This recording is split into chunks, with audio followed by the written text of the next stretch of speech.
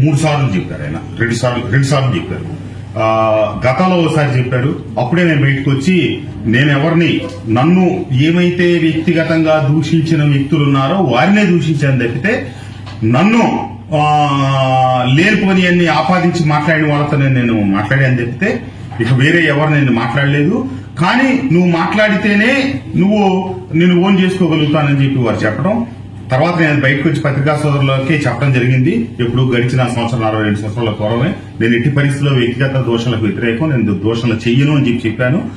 మొన్న చివరిగా ముఖ్యమంత్రి గారిని కలిసినప్పుడు నా అభ్యర్థిత్వాన్ని ఖరారు చేస్తా, వారు నీకే టికెట్, నువ్వు వెళ్లి పనిచేయి, కానీ నేను నిన్ను ఓన్ చేసుకోవాలంటే రాబోయే రోజుల్లో శాసనసభ్యులుగా, పార్లమెంట్ సభ్యులుగా టికెట్లు ఇవ్వాలంటే ఎవరైతే చంద్రబాబు నాయుడిని, లోకేష్ ని తిడితేనే, గట్టిగా మాట్లాడితేనే టికెట్లు ఇస్తానని చెప్పి వారు చెప్పడం, అది నాకు తీవ్రమైనటువంటి నాలో ఒక నిరుత్సాహాన్ని కలిగించింది. ఆ రకమైనటువంటి మాటలు దానికి నేను ఇష్టపడక వచ్చిన తర్వాత నేను పార్టీలో ఉన్నటువంటి పెద్దలను కూడా కలిసి వారి ఉద్దేశాలు ఇట్లా ఉన్నాయి, ఆ రకంగా మాట్లాడితేనే రాబోయే రోజుల్లో ఉన్నత రాజకీయాల్లో ఉన్నత శిఖరాలకో లేకపోతే ఉన్నతమైన స్థానాలకు వెళ్లే పరిస్థితి ఉన్నప్పుడు ఆ రకమైన పరిస్థితులతో నాకు ఇష్టం లేదు అని చెప్పి తెలియజేసి నేను నిదానంగా నిష్క్రమించడం జరిగింది. నాకు ఒకటే అనిపించింది, అక్కడ ఆ గట్టునుంటావా లేకపోతే ఈ గట్టునుంటావా అనే క్రమంలో వీళ్ళని తిట్టు వాళ్ళని తిట్టు అని చెప్పి ఏ సామాజిక వర్గం వాళ్ళని, ఆ సామాజిక వర్గం వాళ్ళని కానీ లేకపోతే పై స్థాయి నాయకుల్ని కానీ తిట్టించి తర్వాత ఆ పార్టీలో కనుక ఇష్టమైనంత కాలం ఉంచుకోవటం, ఇష్టం లేకపోతే వాళ్ళు ఎందుకు పనికి రాకుండా సమాజంలో దేనికి పనికిరాని వ్యక్తులుగా తయారు చేయటమే వైఎస్ఆర్ కాంగ్రెస్ పార్టీలో లక్ష్యమేమో అని నాకు అనిపించింది.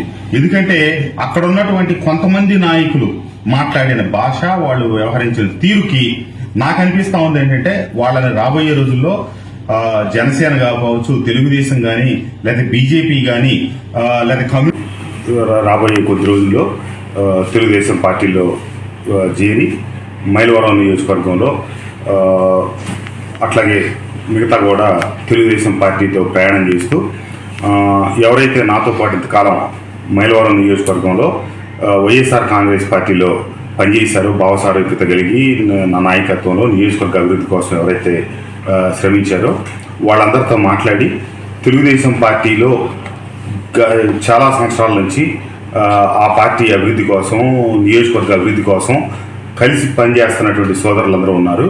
వారితో భావసారూప్యత కలిగి వారి నాయకత్వంలో నాయకులు కావచ్చు, కార్యకర్తలు కావచ్చు, వారితో కలిసి వారి వెనక సాగేటట్టుగా, తెలుగుదేశం పార్టీ కార్యవర్గం వెనక నడిచేటట్టుగా నన్ను ఇష్టపడి నా పనితీరు నచ్చి ఉన్న నాయకులందరినీ కూడా కలుపుకొని రాబోయే రోజుల్లో అతి త్వరలో తెలుగుదేశం పార్టీలోకి చేరడానికి ముహూర్తం అదంతా నిర్ణయించుకొని పత్రికా సోదరుల ద్వారా తెలియజేస్తాను.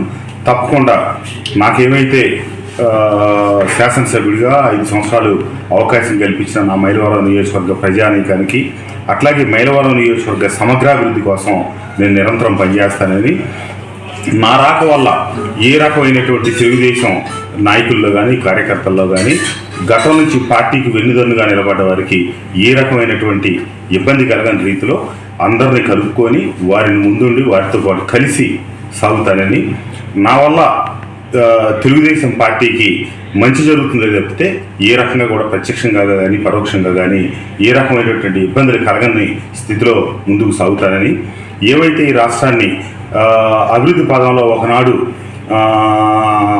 అక్షర క్రమంలోనే కాకుండా అభివృద్ధిలో కూడా ముందున్నటువంటి ఆంధ్రప్రదేశ్ ఈరోజు అన్ని విధాలుగా వెనకబడుతున్నటువంటి పరిస్థితుల్లో అనుభవం కలిగినటువంటి చంద్రబాబు నాయుడు గారి నాయకత్వంలో ఈ రాష్ట్రం మరింతగా పురోగమించడం కోసం, పురోభివృద్ధి సాధించడం కోసం వారి నాయకత్వంలో, వారి అడుగుజాడల్లో నడవటానికి సిద్ధమయ్యి తెలుగుదేశం పార్టీలో చేరబోతున్నానని చెప్పి తెలియజేస్తూ, చేరే తేదీ ఈ ఇతర వివరాలన్నీ కూడా అతి త్వరలో మీ అందరికీ తెలియజేస్తానని చెప్పి థ్యాంక్ యూ. నియోజకవర్గంలో నాయకులతోటి, టీడీపీ నాయకులతోటి, కార్యకర్తలతో ఆల్రెడీ టచ్లో ఉన్నారు. నాకు దాని గురించి చెప్తారు. నేను టచ్లో ఉంటుంటే ఇట్లా పార్టీలో చేరుతున్నాననే విషయం రూఢి అయిన తర్వాత కొంతమంది నాయకులు నాకు ఫోన్లు చేశారు. అదే ఇట్లా అవును అని చెప్పి నేను చెప్పడం జరిగింది. వారిని ఈ రోజు నుంచి రాబోయే 2 రోజులు 3 రోజుల పాటు ముఖ్యులందరినీ మండల నాయకుల్ని అట్లాగే మండల పార్టీ అధ్యక్షుల్ని వారిని కలిసి ఎవరెవరు ప్రధానమైనటువంటి కార్యవర్గ సభ్యులు అందరూ ఉన్నారో వారిని అందరికీ ఇళ్ళకెళ్ళి వ్యక్తిగతంగా వచ్చే 3 రోజుల పాటు కలుస్తాను. తదుపరి పార్టీలో చేరే తేదీని నిర్ణయించి వారందరికీ చెప్పి వారందరి అనుమతితో వారందరితో కలిసికట్టుగా ముందుకు సాగుతారు. సీట్ కాన్ఫర్మేషన్ వచ్చిందా సార్ మైలవరం టికెట్ గురించి?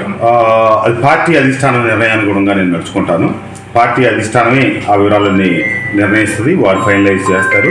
వారి నిర్ణయానుసారమే నేను ముందుకు సాగుతాను. సార్ ఉమా గారితో మీ ప్రయాణం ఎలా కొనసాగుతుంది? ఉమా గారితో నాకు ఎటువంటి ఆస్తి తగాదాలో ఇతరత్ర వ్యవహారాలు లేదు. రాజకీయంగానే మేమిద్దరం కొద్దిగా 2018 నుంచి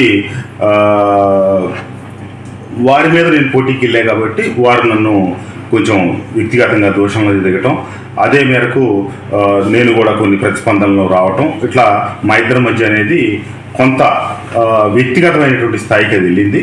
కానీ అది సరైనది కాదు. నేను రాజకీయాల నుంచి ఎన్నోసార్లు గతంలో కూడా చెప్పాను, మన రాజకీయ ప్రత్యర్థులమే తప్పితే వ్యక్తిగతమైనటువంటి మనకేం వైరం లేదని చెప్పి. అలాగే రాజకీయంగా ఈ రోజున వారి దగ్గరికి అదే పార్టీలోకి ఆ వేదిక మీద నేను వస్తున్నాను కాబట్టి వారందరితో కూడా కలిసి పనిచేయడానికి నేను సిద్ధంగా ఉన్నాను. తెలుగుదేశం పార్టీ బలోపేతం కోసం, ఈ జిల్లా ఈ రాష్ట్ర అభివృద్ధి కోసం అందరితో నేను కలిసి ప్రయాణం చేయడానికి నేను అందరూ పార్టీకి క్రమశిక్షణ కలిగినటువంటి సైనికుల్లాగానే ఉంటారని నేను భావిస్తా ఉన్నాను. ఆ మేరకు ప్రతి ఒక్కరిని నేను వ్యక్తిగతంగా కలుస్తాను. రాబోయే పరిణామాలు ఏ రకంగా జరుగుతాయో అన్ని చూద్దాం. వైసీపీని వేయడానికి గల కారణాలు, పరిస్థితులు ఎలా దారితీసింది? నేను గతంలో చెప్పాను, సంక్షేమమే తప్పితే అభివృద్ధికి ప్రాధాన్యత ఇవ్వని పరిస్థితి. అభివృద్ధి సంక్షేమం అనేది రెండు కలిసి ముందుకు సాగాలనేది నా పూర్తి అభిప్రాయం. సంక్షేమం లేని అభివృద్ధి కానీ అభివృద్ధి లేని సంక్షేమం కానీ ఈ రెండు సరికాదు అనేది నా భావన. కానీ ఆ రెండింటిని బ్యాలెన్స్ చేసుకుంటూ ముందుకు సాగాల్సిన పరిస్థితుల్లో ఒకదాన్ని మీదేసుకొని అభివృద్ధి అనే దాన్ని పూర్తిగా పక్కన పెట్టడాన్ని నేను జీర్ణించుకోలేక, నేను నాకు నమ్మి ఓట్లు వేసిన ప్రజలకి కొంతమేరకు నేను అభివృద్ధి చేయగలిగాను చెప్తే నేను అనుకున్న మేరకు నా లక్ష్యాలు నేను చేరుకోలేకపోయాను. అది బాబు గారి వల్లనే సాధ్యమవుతుందని, చంద్రబాబు గారి నాయకత్వంలో అయితేనే నేను అనుకున్న అభివృద్ధిని పూర్తిగా సాధించగలుగుతాననే ఉద్దేశంతో ఈ నిర్ణయం తీసుకోవడం జరిగింది. తప్పకుండా ఎట్టి పరిస్థితుల్లో కూడా గతంలో ప్రజలకి ఎల్లకాలం చాక్లెట్లు బిస్కెట్లు ఇచ్చి పబ్బం గడుపుకుందాం అనే దానికి కాకుండా నేను గడప గడప తిరిగినప్పుడు కానీ నియోజకవర్గంలో ఎస్సీ కాలనీలు బీసీ లోకాలిటీలు తిరిగినప్పుడు చాలామంది తల్లులు నన్ను అడిగారు, మేము ఎంతకాలం ఈ ఇచ్చే సంక్షేమ పథకాలు లేకపోతే ఈ అమ్మఒళ్ళు చేయూతులు వీటి మీదే ఆధారపడి బతకాలి? మా ఇంట్లో మా బిడ్డలో రాజశేఖర రెడ్డి గారి హయాం నుంచి ఫీజు రియంబర్స్మెంట్లు వల్ల, అట్లాగే చంద్రబాబు నాయుడు గారి హయాంలో విదేశీ విద్యాదేవుల్లో ఇట్లాంటి అన్ని కార్యక్రమాలతో ఉన్న బిడ్డలో వారి భవిష్యత్తు ఏంటి, వాళ్ళకి ఉద్యోగ అవకాశాలు ఏంటి, ఇక్కడ ఉద్యోగ కల్పన ఏంటి, మా పిల్లలకు ఉద్యోగాలు ఇప్పించరా అని చెప్పి అడిగారు. మనం అభివృద్ధిని చూపిస్తే, మౌలిక వసతులు ఏర్పాటు చేస్తే, పరిశ్రమలు వస్తే బిడ్డలకు ఉద్యోగాలు దొరుకుతాయి. ఆ రకంగా ఆ కుటుంబాలు వారి కాళ్ళ మీద వాళ్ళు నిలదొక్కుకోవడానికి మనం ముందు చూపుతో సాగాలి తప్పితే ఎప్పుడు మనం వేసే చాక్లెట్లు బిస్కెట్లు తిరిగి ఆ కుటుంబాలు పూర్తిగా సర్వతోముఖాభివృద్ధి చెందుతాయి అనే భావన ఎట్టి పరిస్థితిలో కరెక్ట్ కాదు.